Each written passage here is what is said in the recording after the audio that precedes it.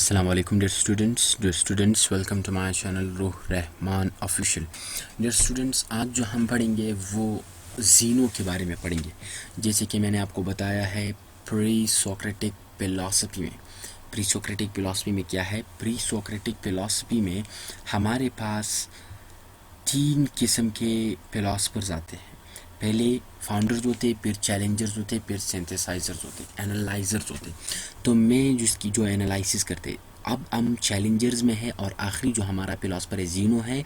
फिर हमारे 3 video lectures रहते, यानी हमारे 3 फिलोसफर्स रहते। उसके बाद हमारा जो कोर्स है, जितना हमें पढ़ाया गया था भाई सर जावेद, वो क्या है, वो कंप्लीट हो जाने वाला है। तो जीनो ये शख्स है, ठीक है, जो आप देख रहे हैं अपने स्क्रीन पे। बड़ा ही मतलब पेचीदा इसका, तो पहले मुझे इसका जो चेहरा है वो पेचीदा लग रहा है, और ये भी बहुत पेचीदा है। इसकी फिलॉसफी इसी तरह, इसकी फिलॉसफी भी बहुत पेचीदा है। तो अच्छा, अब आते हैं अपने जीनो की तरफ कि हम जीनो में क्या क्या पढ़ेंगे। सबसे पहले हम इस पर इंट्रोडक्शन पढ़ेंगे, फिर इसका लाइफ बैकग्राउंड पढ़ेंगे, फिर supporting the theory of is teacher. इसका जो टीचर है एनेक्जेमेंडर, जो पार्मेनिडीज़ है, उसकी थ्योरी को हम पढ़ेंगे कि इन्होंने इसको किस तरह सपोर्ट किया। 4 पैराडॉक्सेस ऑफ जीनो ने 4 पैराडॉक्सेस किस तरह बनाए उसको भी।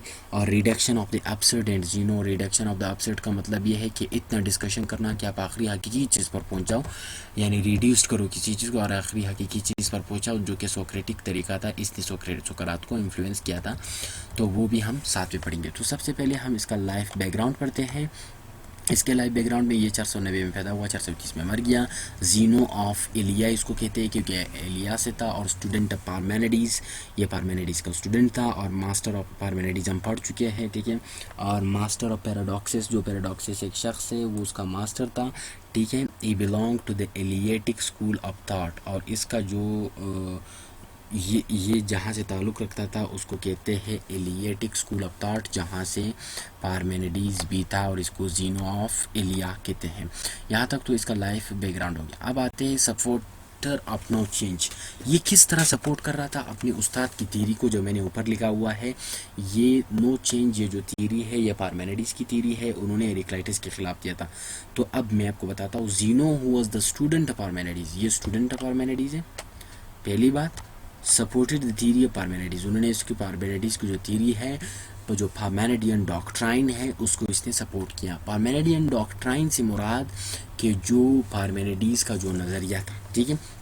The theory of Parmenides being opposite to the theory of Heraclitus was that there is no change in the world.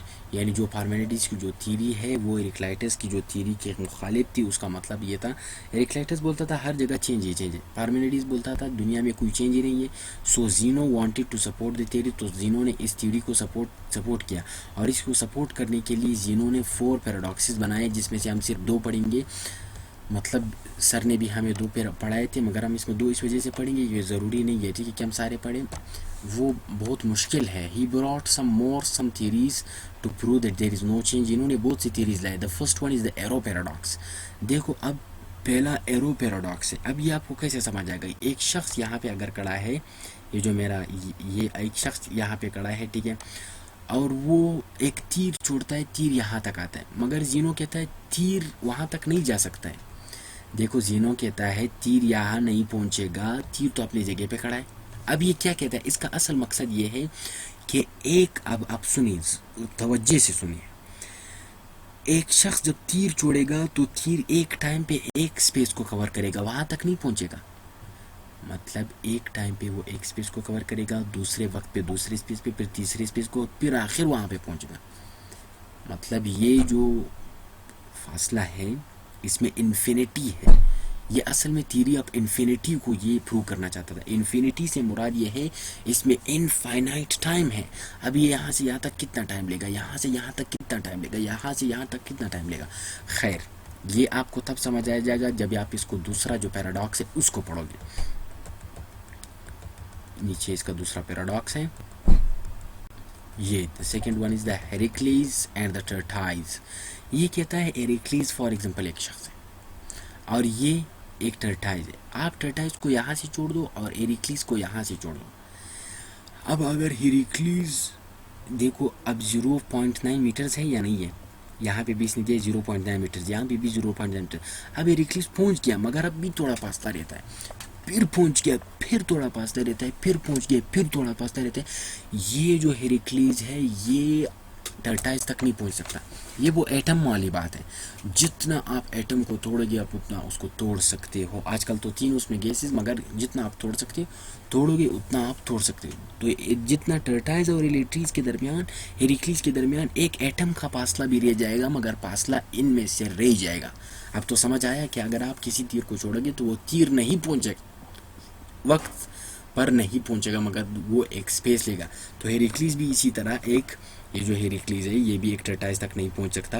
क्यों नहीं पहुंच सकता? इस वजह से कि इनके दरमियान इनफाइनाइट जो इन्फिनिट टाइम है। अच्छा, तो अब आते हैं इसके जो दीगर जो थीरीज है, reduction of absurd.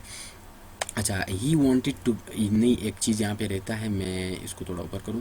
There are almost 9 of paradoxes but we are going to remember only 2 of them. हमें सिर्फ ये 2 पढ़ने चाहिए, बहुत इंपॉर्टेंट है, बहुत फेमस है। वैसे तो ये 9 पैराडॉक्सेस है, 9 भी नहीं है ये, मतलब बहुत ज़्यादा थे। 9 फिर सर्वाइव किए, 9 रह गए, ठीक है। These paradoxes are against the minds, against the senses of one's. These paradoxes are against the mind, लोगों के माइंड्स की बिल्कुल ये पैराडॉक्सेस जो मुखालिफ है, against the senses of one, किसी भी शख्स के मतलब ये सेंसेस के मुखालिफ है। If it wants to prove that motion is nothing but an illusion, ये जो मोशन है वो कुछ भी नहीं है बल्कि एक धोखा है। मोशन क्या है? मोशन एक धोखा है। He wanted to prove that there is infinity between you and your aim, यानी आपका जो एम है, आप हेरेक्लीज हो और आपका एम टर्टाइज है उसको पकड़ना, यहाँ पे इन्फिनिटी मौजूद है। इन्फिनिटी से मुराद एक इनफाइनाइट टाइम मौजूद है जिसको कोई भी कवर नहीं कर सकता। रिडक्शन ऑफ अपसर्ड क्या है मैं आपको बताऊँ। Reduction of absurd, reduction of absurd से मुराद ये एक ऐसा वे ऑफ आर्गूमेंट है, it is a way of argument, it is the way of Socratic method, dialectical method है, मगर इसमें सुकरात हकीकत तक पहुंचने की कोशिश करता है। आप समझे, सुकरात को जीनो ने इन्फ्लुएंस किया था।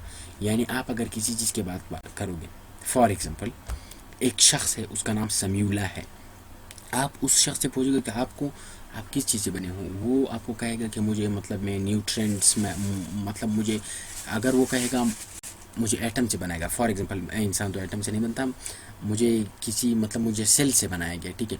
तो उन सेल को अब सोक्रेटिस पूछेगा उस सेल को किसने बनाया, आप उससे पूछोगे उसको गॉड ने बनाया, वो आपसे पूछेगा उसको किसने बनाया, उसने, आखिर वो किस चीज़ तक, गॉड तक, अल्लाह तक जो है वो पहुंच जाएगा। मगर सोक्रेटिस तो मतलब हम उसको मुस्लिम नहीं कह सकते, हम मुस्लिम, इसका जो एक तरीका मैं आपको ये बताऊँ कि आखिर तक पहुँचे, जो आखिर वो चीज़ आएगा, लॉजिक और रीजनिंग की वजह से आखिर जो चीज़ आएगा, इसको रिडक्शन ऑफ अपसर्ड कहते हैं, ठीक है। He was young when Zeno was old, या जो सोक्रेटिस वो उस वक्त यंग था, जीनो जो था वो ओल्ड था, तो इसी वजह से इसको बड़ा इन्फ्लुएंस किया।